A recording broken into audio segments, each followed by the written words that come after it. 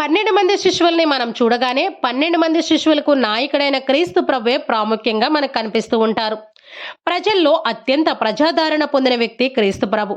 కాబట్టి క్రీస్తు ప్రభుని గుర్తించడం అంత కష్టమైన పని కాదు. అయితే అది గలిలయ ప్రాంతంలో మాత్రమే.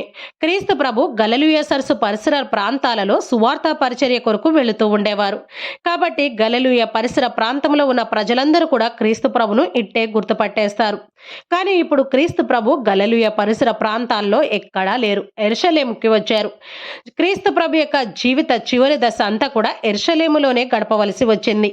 క్రీస్తు ప్రభును నిందలకు అవమానాలకు గురి చేస్తూ ఒక కంట కనిపెడుతూ ఉన్న యూదా మత నాయకులకు క్రీస్తు ప్రభును గుర్తించడం అంత కష్టమైన పని కాదు. కానీ యెరూషలేములో ఉన్న ప్రజలకు క్రీస్తు ప్రభు కాస్త కొత్త వ్యక్తే. పైపెచ్చుగా రోమా సైనికులకు క్రీస్తు ప్రభు సరిగ్గా తెలియదు.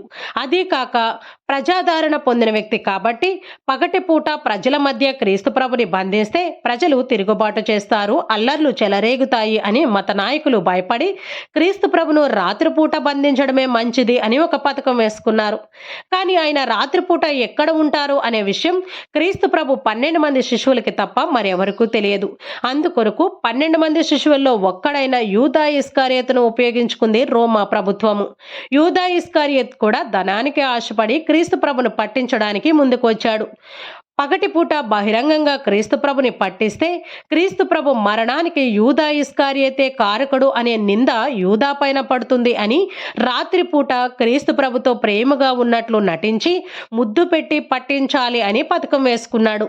12 మంది శిశువులు ఒకే చోట ఉన్నారు. వారిలో నేరస్తుణ్ణి మాత్రమే పట్టుకోవాలి. ఇతరులని పట్టుకుంటే నేరస్తుడు తప్పించుకునే అవకాశం ఉంది. సాధారణంగా ఇది సైనికులకు ఉండే ఆలోచన. అందుకొరకు ముద్దు అనేది ఇక్కడ అవసరమైంది. ముద్దు పెట్టుకోవడం అనేది సాధారణంగా యూదులు ఒకరినొకరు ఆప్యాయంగా పలకరించుకోవడంలో వాడుతూ ఉంటారు. కాబట్టి యూదా ఇస్కారియోతు కూడా క్రీస్తు ప్రభుతో ఆప్యాయంగా ఉన్నట్లు నటించి క్రీస్తు ప్రభుకి ఒక ముద్దు పెట్టి క్రీస్తు ప్రభుని రోమా ప్రభుత్వానికి పట్టించాడు. కాబట్టి యూదా ఇస్కారియోతు ధనానికి ఆశపడి క్రీస్తు ప్రభుని నమ్మించి మోసం చేశాడు.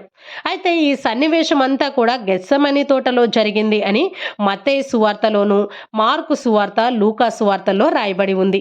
క్రీస్తు ప్రభు ప్రాముఖ్యమైన వ్యక్తి, ప్రజాదరణ పొందిన వ్యక్తి అయినప్పటికీ కూడా యూదా ఇస్కారియోతు ముద్దు పెట్టి ఆప్యాయంగా ఉన్నట్లు నటించి ముద్దుతో మోసం చేశాడు.